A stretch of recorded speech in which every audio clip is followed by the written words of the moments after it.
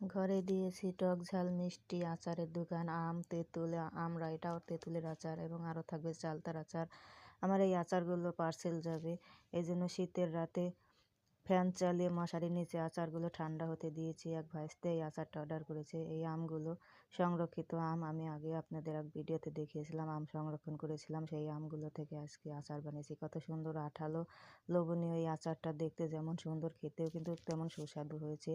এই আচারগুলো আমি এখন বয়ামে ঠেসে ঠেসে ভরে নেব, একদম খুন্তি দিয়ে ঠেসে ঠেসে আচারটা ভরে নেব। এক ভাইস্তে এই আচারটা পার্সেল নেবে, এক্ষুনি নিতে আসবে, এই জন্যে ফ্যান চালিয়ে আচারটা ঠান্ডা করে নিলাম। তো আমার এই আচারটা যদি কারো ভালো লাগে, কেউ নিতে চান, আমাকে কমেন্টে জানাতে পারেন।